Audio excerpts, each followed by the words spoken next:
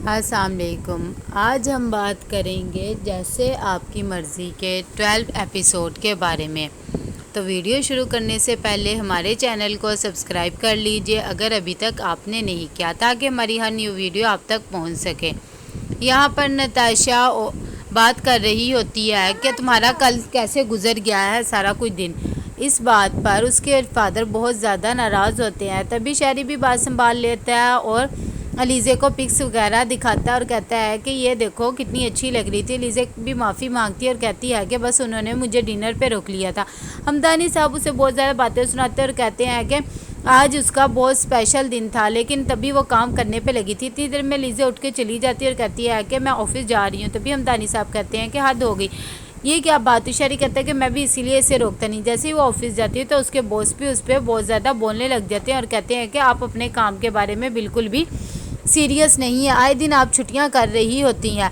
अलीज़े कहती है कि मेरी फैमिली में कुछ प्रॉब्लम चल रही थी सिर्फ इसीलिए, वरना आप तो जानते ही हैं कि मैं अपने काम में कितनी सीरियस हूँ। लेकिन उसके बॉस फिर भी उसे बातें सुना के चले जाते हैं। यहाँ पर आती है उसकी फ्रेंड और उसे कॉफ़ी पिलाती है और कहती है कि तुम टेंशन ना लो, सब कुछ ठीक हो जाएगा। यहाँ पर अलीज़े की अम्मी भी बहुत ज़्यादा परेशान होती है और रमदा को कहती है कि मेरी तो कुछ भी समझ में नहीं आ रहा।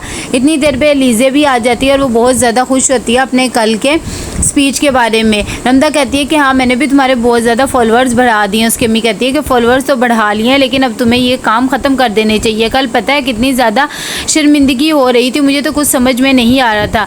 तभी रमदा कहती है कि हाँ, तुम्हें कल नहीं जाना चाहिए था। बेचारी खुद ही नताशा सारे काम कर रही थी और शहरी भाई पे मुझे पहली दफ़ा अफसोस हो रहा था, वो भी सब कुछ हैंडल कर रहे थे।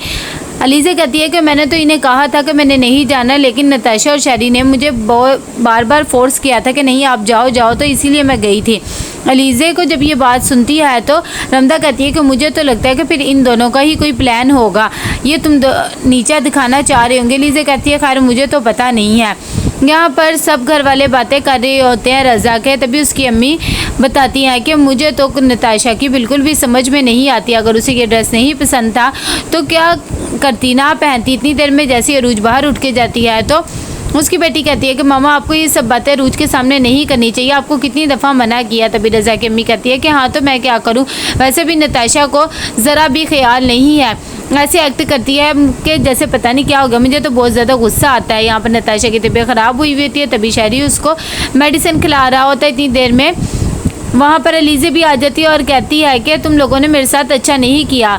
तभी उस पर शहरी चिल्लाने लग जाता है और कहता है कि एक तो उसने तुम्हें कल भेजा, तुम्हारी मदद इतनी की, तुम पे कोई बात आने नहीं दी, ऊपर से बजाय इसके कि तुम मुझसे पूछो तुम मुझसे ही बातें कर रही, उसे बहुत ज़्यादा बातें सुनाता है। अलीज़े बेचारी चुप करके वहाँ से चली जाती है और रूम में आती है तो बहुत ज़्यादा परेशान होती है और अकेली आके लेट जाती है। उसके बाबा जैसे ही सोए हुए होते हैं, उन्हें पता नहीं क्या होता है। अलीज़े की फ़िक्र आती है कि एकदम कॉल मिला लेते हैं उसे और कहते हैं कि अलीज़ा बेटा तुम ठीक तो हो ना, रो रही हो, सब कुछ ठीक तो है ना। जैसे उसकी बात सुनते तो वो कहती है कि हाँ मैं भी आपसे बात करना ही चाह रही थी। इतनी देर में उसकी अम्मी कहती है कि क्या बात है, आप परेशान लग रहे हैं। तो वो अलीज़े से कहते हैं कि बस मुझे तुम्हारी याद आ रही थी। अलीज़ा कहती है कि मैं भी आपको ही बाबा याद कर रही थी, लड़कियों को ही क्यों अपना घर बार छोड़ना पड़ता है। उसके अब्बू कहते हैं कि बस यही दस्तूर है। यहाँ पर हमदानी साहब जैसे ही सुबह होती है तो वो नताशा को कहते हैं कि और बताओ क्या सब कुछ ठीक ठाक चल रहा है ना, तुमने अपने ड्रेस के बारे में क्या सोचा। तभी नताशा कहती है कि वैसे भी वो ड्रेस मैंने बशीर की बेगम को दे दिया है, मुझे पसंद नहीं था, खैर मैंने फिर भी पहन लिया उन सब की वजह से। जब ये बात अलीज़े को पता लगती है उसे बहुत बुरी लगती है, लेकिन वो खामोश रहती है। दूसरी तरफ रज़ा की अम्मी सारी शॉपिंग वगैरह कर रही होती है बरी की उसकी बहन के साथ मिल करके। इतनी देर में रज़ा भी आ जाता है, वो देख के बहुत ज़्यादा खुश होता है कि नताशा की कॉल आ जाती है। उसे बताता है कि अम्मी तुम्हारी बरी का सब कुछ ठीक ठाक कर रही हैं। इतनी देर में अपनी अम्मी को कॉल दे देता है और कहता है कि आप बात कर लो। वो उससे बात वगैरह करती हैं और उससे हालचाल पूछती हैं कि अब तुम्हारा कैसा पाँव है। जिस बात पर रज़ा की बहन भी बहुत ज़्यादा खुश हो जाती है कि चलो सब कुछ ठीक हो रहा है। रज़ा की अम्मी कहती है कि शगुन का जोड़ा कहाँ है, वो मुझे दे दो।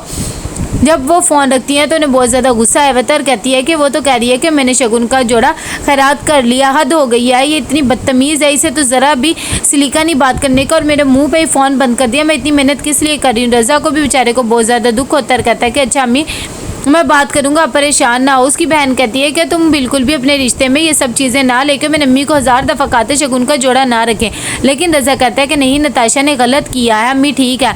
उसकी अम्मी कहती है कि भाई हमारे में यही रिवाज है, मैंने ऐसा किया है, और वैसे भी क्या हो गया है, उसे तो ज़रा भी लिहाज नहीं है। रज़ा जाता है और अपनी अम्मी को तसल्ली देता है और कहता है कि आप परेशान ना हो, आपका बेटा आपके साथ है ना, मैं आपसे माफ़ी मांगता हूँ और नताशा को भी समझाऊँगा। यहाँ पर नताशा काम कर रही होती है, तभी फाइल्स वगैरह चेक करती है तो उसे हिसाब बिल्कुल भी ठीक नहीं आता। इतनी देर में उसका न्यू एम्प्लॉय आता है और वो कहता है मेरा नाम मीरा बली है, मैं अब आज से काम करूँगा। नताशा कहती है जाके फ़ाइल ठीक तरह से चेक वगैरह करो। जैसे ही वो घर आती है तो देखती है कि हमदानी साहब और अलीज़े मिलकर चाय पी रहे होते हैं, वो भी उनके साथ बैठ जाती है। हमदानी साहब बहुत ज़्यादा परेशान होते हैं और नताशा को कहते हैं कि क्या तुमने रज़ा से बात की है? तो नताशा कहती है कि मुझे टाइम नहीं लगा इसलिए नहीं बात करी।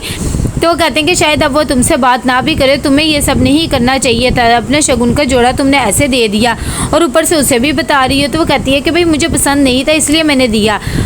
तभी हमदानी साहब कहते हैं तुम ज़रा सी तो फिक्र किया करो, तुम्हें लिहाज नहीं है कि वो तुम्हारी अम्मी की दोस्त है, कोई तो शर्म किया करो। तो वो कहती है कि वैसे भी इस घर की इतनी सी रिपोर्ट तो आपकी बहू जाके उन्हें दे देती है, वैसे भी मैंने ये जोड़ा दिया, ये बात का किसी और को तो पता नहीं था।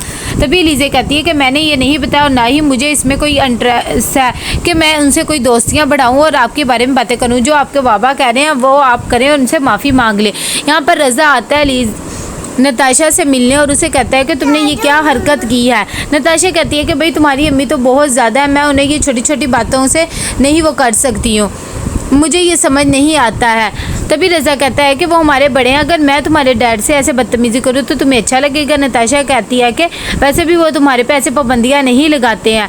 तभी रज़ा कहता है कि कल अम्मी का बर्थडे है, तुमने आना है, उन्हें कंग्रेचुलेशन भी कहना है और उनसे माफ़ी भी मांगनी है। अगर उनसे ना मांगी तो ऐसे हमारा रिश्ता नहीं चल पाएगा। तो कैसा लगा आपको ये एपिसोड? लाइक कमेंट शेयर करके लाजमी बताइएगा। अल्लाह हाफिज़।